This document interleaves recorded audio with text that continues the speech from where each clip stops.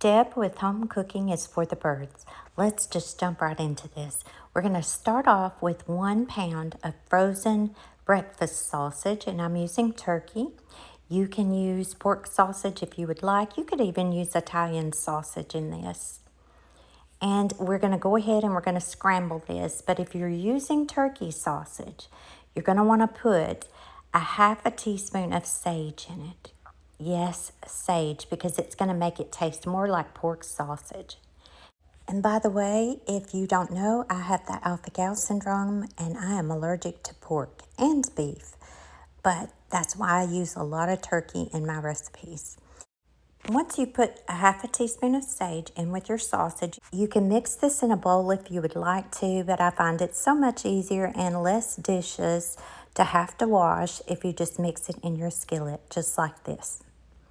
We're going to go ahead and we are going to scramble this ground sausage, drain the fat off of it, and then once you've done that, just push that sausage aside. And we are going to add a half a stick of butter. And your stovetop eye should be on about a low setting at this point. Add about a half a cup of diced yellow onions or sweet onions, or half of a yellow onion, half of a sweet onion diced. Then we are going to add 2 teaspoons of minced garlic. I'm going to add about 1/4 cup of red bell peppers. And that amounts to about a half of a red bell pepper, diced. Let's give this another mix, and then we are going to put a lid on our pan, and you are going to need a large skillet for this.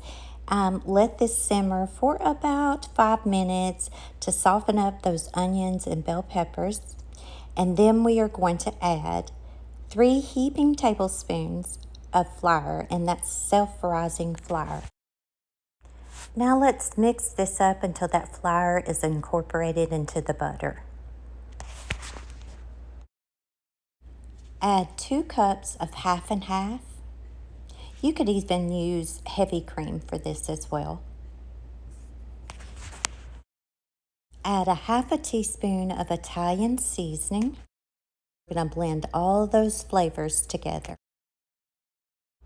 Add and incorporate about 2 to 3 cups of fresh spinach into this yummy, yummy dish.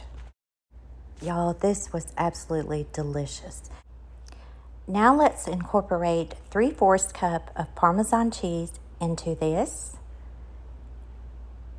Just give it a good stir, and then we are going to add our tortellini. This is so yummy, and I will put all the ingredients in the description for you.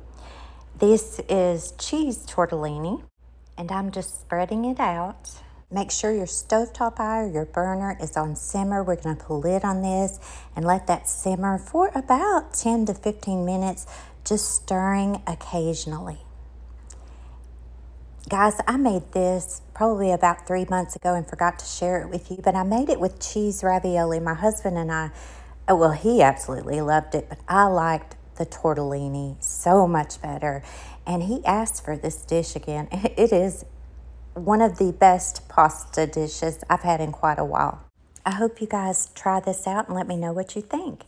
But after about 10 to 15 minutes on simmer, voila, this is ready to be served. And by the way, I had this for lunch today, and it's just as good the next day if you have leftovers.